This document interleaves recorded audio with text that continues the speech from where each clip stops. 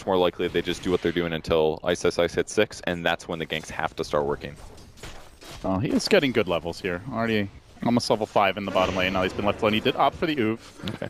So they have a little more chasing power, though. Not so much against Arteezy with the completed phase boots. And it's actually EG going to move first. Zai is TP'd in. And they're going to make a go on Ice. There's the open wounds to start. Rage to follow, mauling him, but not dead just yet. Healed up by the Undying. Kept alive. They turned back for the Undying, but he's stolen a lot of strength. Pretty damn tanky. Another decay. Connecting only on Zai. Not enough.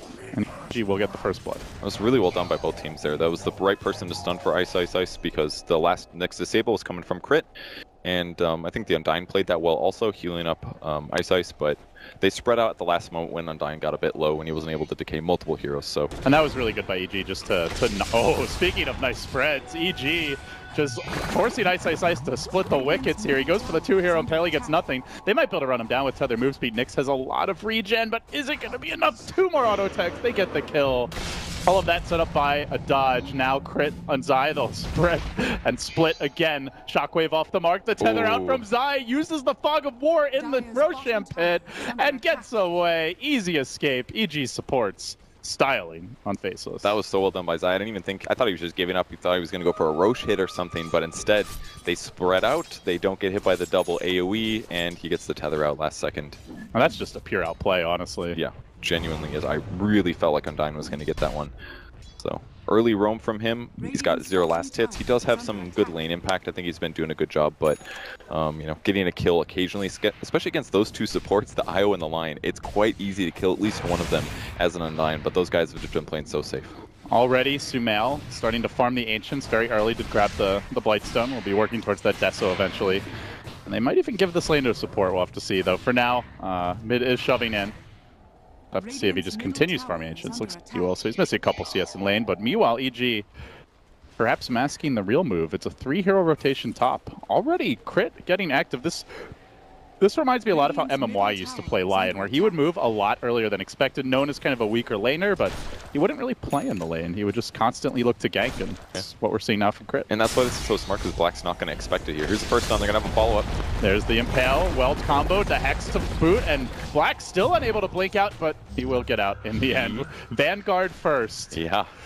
100%. That guy was like 200% dead if it was for the Vanguard, but he knew what was going to happen. He knows that if he gets killed a little bit too much early, he's going to lose this game because he has to be the one to carry. So with the Vanguard pickup, yeah, slower Battle Fury, but now he's not dead right now, and he's still last hitting. I was like, man, this AM is awful tanky. Yeah, me too. I was so surprised. I was so dead, but Epicenter ends. He's still got 30% HP and he gets out. It's just a great choice there. Also gives a bit of extra room here to Ice bottom. So the level 6 that you mentioned he needs to start moving with. Coming soon. Jabs did go for the 2nd point in Empower previously, but now is maxing out the Shockwave. No RP yet. I suppose not all that useful until you have a way to set it up. I'm sure he would love it right now. Would give him a pretty easy kill. Oh, he gets it. He's been saving the point. Yeah, skewer back, grabs Crit, and there you go. Lion on the board. Okay. A little tricky play there by Jabs. Really nice that he got an invis. A little unlucky there for Crit, but you know, it's only a level 4 support, so it's going to give him some gold, but it won't really accelerate Magnus super hard. Yeah, like you said, really good patience to hold that last skill point right as he clips 7. Meanwhile, bottom, Arteezy getting active on Ice. Won't be able to kill him. Threatens him, trying to force a TP, perhaps. Yeah, he could have even wanded and gone invis with his ult, but that would have been really bad for him since he does want to use that for ganking pretty soon. So it's going to grab this last creep wave, possibly hit 7, and I expect he'll go back to base after if he doesn't die here. Oh, it's Zai looking for it. Giving him those little balls of light. Not going to continue to pursue any further, but constant pressure on the Nyx. Ice. Going to have to go home now and heal up. We'll see where his first gank comes, and how EG reacts to this is really important. This is maybe one reason why we've seen Sumail just doing Ancients this whole time, up to 84 CS now. If he just farms in places that Faceless isn't really expecting him to be, then his chances of getting ganked there are a little bit lower. He's already level 11 at 9.5 minutes, mind you. That's actually incredible. That's and absurd. 84 CS from Ancients. Jabs is 8 for good. Comparison. Yeah, that's pretty... And on top of that now, Crit is going to be able to take over mid if he wants. They will make a move here. Hex to start, Blink reveal, and now the Tether follow-up. They slaughter the Mag. Horn down. And at the 10-minute mark, going to hunt for a rune. That was really cool play. Normally, for a couple reasons. Like you said, Crit getting experience in the mid lane, so you expect him to be there. Him standing around doesn't really surprise you. The fact that Sumail not only is farming this stupidly fast, but he also went Blink first instead of Deso, completely enables that gank, whereas if he goes Deso first, it would have been a lot harder to secure it. So a little bit of a change up gives him a great kill on the mid hero. And he's a great vehicle for Lifestealer because he's so far ahead, he can actually like dive bomb in and probably survive Dire with a money scan though, as they'll scout 3 heroes ganking top. Black maybe would have died, but now he should live, though. Gotta stay out of Burrow strike range, because they have the gap closed as Universe threatens to come in. Black immediately backs away. Instead, though, Ice going to reveal that. They drop the Sentry, stays out of Sentry range, pokes his way in, worming around. EG threatening that DD rune about to expire on Sumail, though. Yeah, Ice is EG so good. will back off. He could definitely do a Spike Carapace Reflect on the TA, and if he does that and stuns afterwards with a rock, they could definitely kill the TA, so safe that they didn't fight that one. Still no relocate for Zai, so no way to disengage there. So first rotation from Ice doesn't really do that much, but it does protect Black, which is still very important. And that's what Faceless should be doing a lot this game. Make sure that he gets farm, that he doesn't get ganked, that even though he did buy a Vanguard, that he's still going to transition rapidly into a good farming item. I'm going to grab the treads now, I imagine. Yeah, treads complete. And there will be an Impale on the top lane, blinking onto Universe. They're going to engage aggressively onto the Sand Cane, but he tries to run away. Good timing on the Karis there. Mana Void committed. He stops to hit creeps, and the burn damage from Nuts will finish him off. That's a good move. The Mana Void looked really bad, but they just needed a bit more damage to actually push him over the edge, so big kill there. They have relocate now, though. Do we see EG try and hold this tower? Well, they can't fight this, surely. I mean, they've still got Golem here. I don't think it'll be safe. And Ice is invis, so if there's a relocate and he gets a double stun off, the fight's over. Because they'll have Fatal Bonds and an Inferno Golem on top of that. Good news for EG is Faceless. They don't really push all that fast. Yeah, that's true. So Magnus still working towards his Blink. He was so close earlier, too, when he got ganked. I think he had like 1,600 gold. Now he decided, well, whatever. Not going to get the fast Blink. Let's buy Arcanes. Yeah, gets the Arcanes, and then I imagine still going to grab the Blink, as you can't really count on Nyx to start fights, and Warlock as a support may end up dying before he's able to get in a good position. So overall, Kevin, it's been a bit back and forth, but AM being slowed down in terms of farm. EG support's getting a lot as we see a move on the mid lane. Jabs, the Blink chase, he has to RP to try and survive this one, bottling up. Big commitment just to live there. Was it worth it? Man, Sumail he just plays mid like it's an art form. The way that he approached that, let the creeps get low. He didn't deny it instantly. He wanted to bait him in. And because that happened, he got like 2 to 3 hits on Magnus he wouldn't have had otherwise. And it allowed him to blink to pursue, force the RP defensively.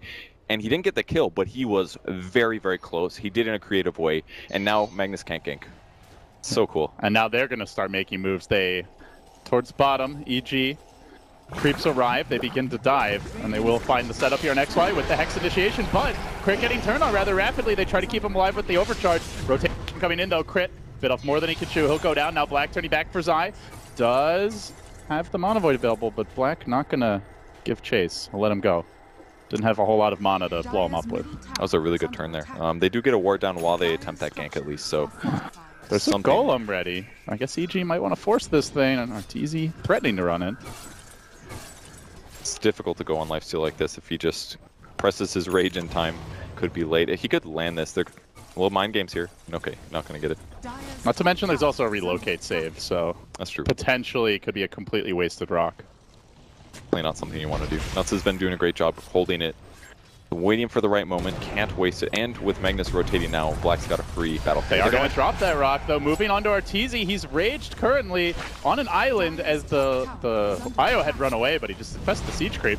Great choice. So he's hidden in here. They can't actually get him out of this unless Arteezy chooses to take control and run away, or it gets killed by creeps. So unfortunately, it's at the back of the wave, so it's going to take a while. They get the could tower. Reset around this. Maybe he comes out, but he's already just having a snooze. Oh, Deso's up now. This could be bad if they stick around.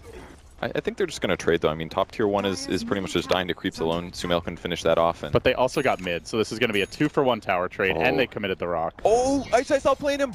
There's no follow-ups, though. Oh, that was so sick. Was it an outplay though? Kind of. Radiant used scan to check to see if anybody was still there because he was scared, right? Yeah. And then he anticipated the pop out, so he popped Spike Carapace so that the infest damage stunned him and he could get the follow up. Yeah, but there's no way he's killing him solo. You are completely right, but it was a super sick outplay. That's just I showing how good he is. Yeah, But for no reason basically, just to put fear in him. yeah, just purely mind games. But look at Black. Does look like he's skipping the Battle Fury entirely, Kevin. He goes Yasha. Now he does have Mag, so he can somewhat still farm quickly here with the Empower. The problem is that Magnus becomes a bit of a courier system where he's like, oh, that 20-second duration skill is down for you. Well, I'm going to run across the whole map just to give you Empower so you can farm better. Maybe disassemble your Arcane Boots, rush the BOTs, yeah, so you can just follow the AM around more easily. Yeah, it's a glorified Alchemist or something like that. He's going to get grabbed, though.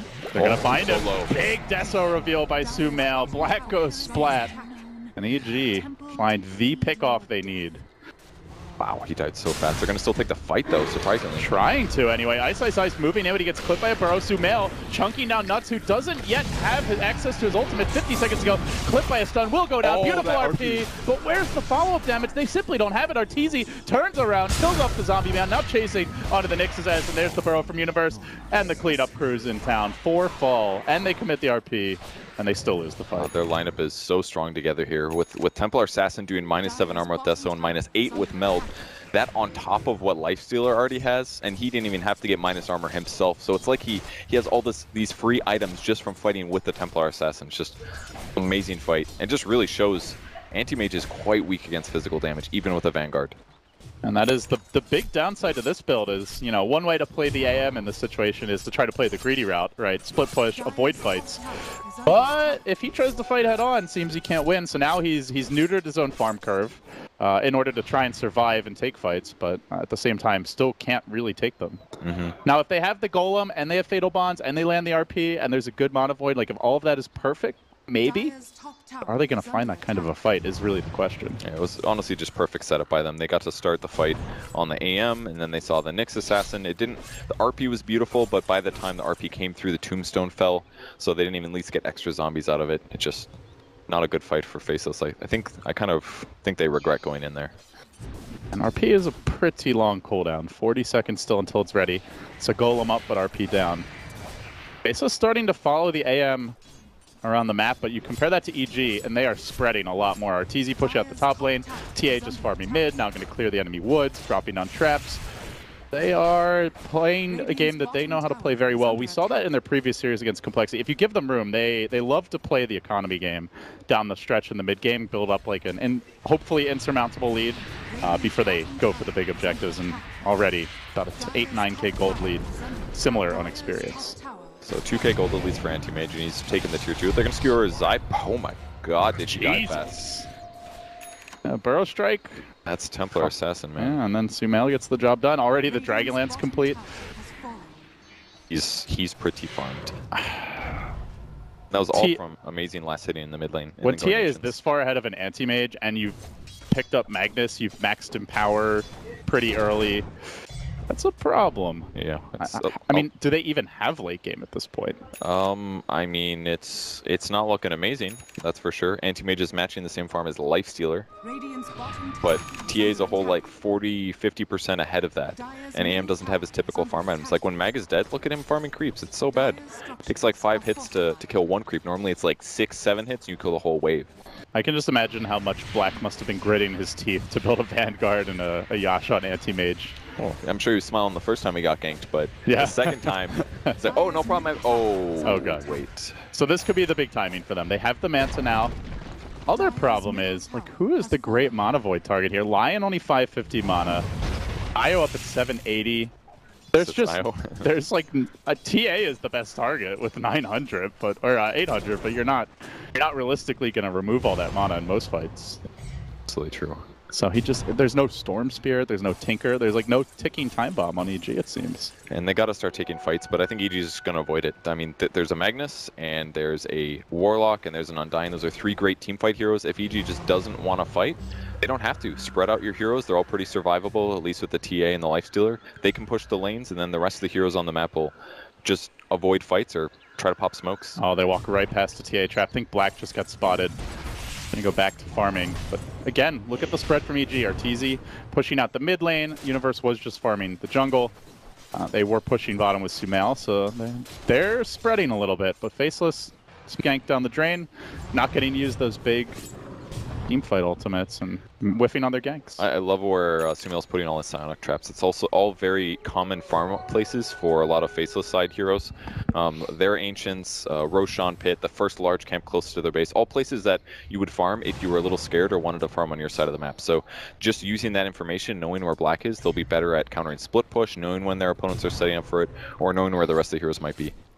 It's just allowing them to take this information and then avoid fights like they want to anyways. I mean, I'm just wondering at what point Faceless are able to take that fight, because you've got an Assault Caress nearly complete for Arteezy, Desolator almost done for Sumail, or sorry, not Desolator, the Daedalus almost done for Sumail. Oh, really? Oh, God. Crystal is already coming out, so well underway to that. And meanwhile, Epicenter in the mid lane as Arteezy engages. They drop the rock, but already too late. Now the relocate arrives. EG, all of a sudden, you thought they wanted to farm. Well, you were wrong, sir. 4 down. Golem about to drop as well. The lone survivor.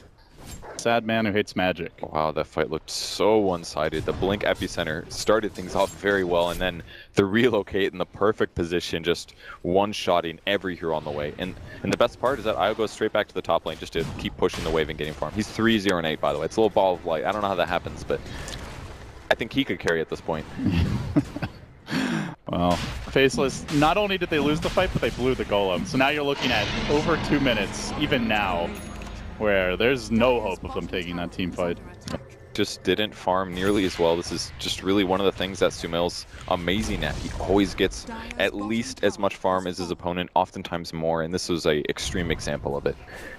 And he turned it into ganks, and he turned it into map pressure. Whereas on Magnus's side, I feel like all we really saw out of him was some empower on his anti-mage, and other than that, we saw some semi-unsuccessful ganks that's put him in this bad spot.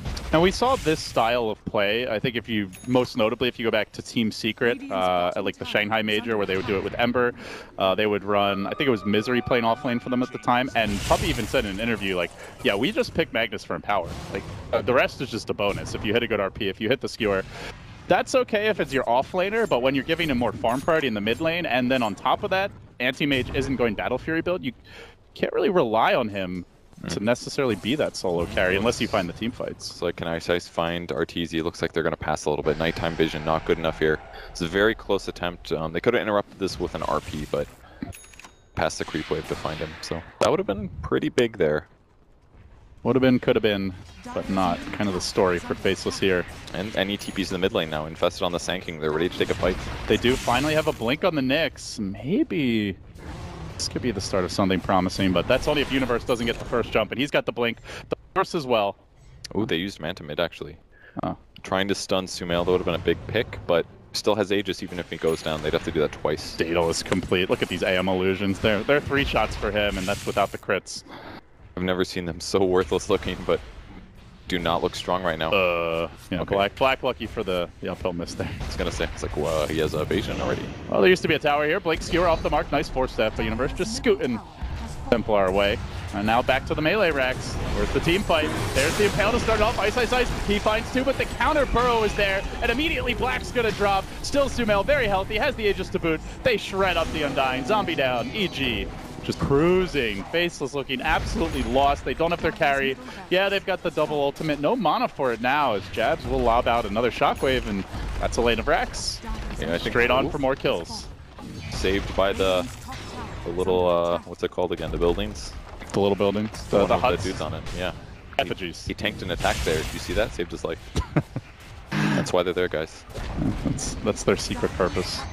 Nice Frogs and EG fan. They're just so behind you. The only way that initiation worked is if they also RP'd the backline at the same time, because instantly the burrow strike came from Sand King to stop the chain damage on Sumail and kept his Aegis alive. I'm still checking these heroes. Like, no one even has 1,000 mana pull, let alone that much missing. The issue is they have to try. That's all they can do. And if EG's smart, they just, like, the Lifestealer hits buildings, TA's out in front, and then way behind them are the 3 supports. So how do you get that dream RP, that dream They didn't golem? even want to mess around with 2 people. They've been using TA the whole time they hit it, just because with Hurricane Pike, his attack range is actually fairly normal, 520. That's almost a regular ranged hero. So he gets to hit it, he's got the Aegis, he's got Reflection. refraction that is, and eventually all the barracks fall just because he does so much damage. Oh, it's not looking great for Faceless, Kevin. Now a 25,000 gold deficit, 20,000 experience, and I mean, again, their team fight is amazing, but AM as a carry, you mentioned it, he's not known for dealing well with heavy physical DPS in the late game. Normally, if he has an edge, it's because like he can just chain bash someone with an Abyssal. But Faceless, well, that dog gonna make a move here, and Sumail blinks right into them. He sees XY, he shreds him immediately. This is the perfect setup on him. Zai doesn't actually have to relocate, but Sumail survives. He's no mana left to burn. He's still chunking them down, tanking through the M illusions, kills off the tombstone, not even scratched. And this is only life number 1. They've already lost 3. G frickin' G. On the Sumail train, it has no brakes. It is, man, that was just a really one-sided game. Faceless looking completely outmatched here. I mean, that's just the day at the office for EG. Look at them. They mean business. I mean, that's definitely what we expected out of EG coming into the tournament, but they haven't performed the same way in their first series. I honestly, I feel like this is more of a sign of Faceless as a team than it is even as much about EG as a team. Faceless looks pretty lost. I feel like their first series of today, they got outdrafted heavily in at least one of the games, and this game was kind of reminiscent of that. They had a strategy idea, they tried to do it, it sort of worked for a little bit, and then it just completely fell flat, and they were ultra behind. And to you, is that's mainly just the draft was very difficult to execute, or do you think they could have played it differently and it could have gone better? They could have played it differently. I think this is becoming more of a what they need to get out of their heroes thing. Like, they got no kills out of their aggro duel lane. Yeah, got Ice some levels, but then his levels didn't get him anything. So it's like all of a sudden your aggro duel lane doesn't work either. Just a lot going wrong there. Alex, I gotta ask you, what's wrong with Faceless Land? I mean, that's an intriguing question, but also what's going on in EG land? They just won a game very convincingly, and they look downtrodden. I mean, we have Shiva, the psychological breakdown. Yep, You were that's saying me. that they do look a bit grumpy. They still have maybe the other loss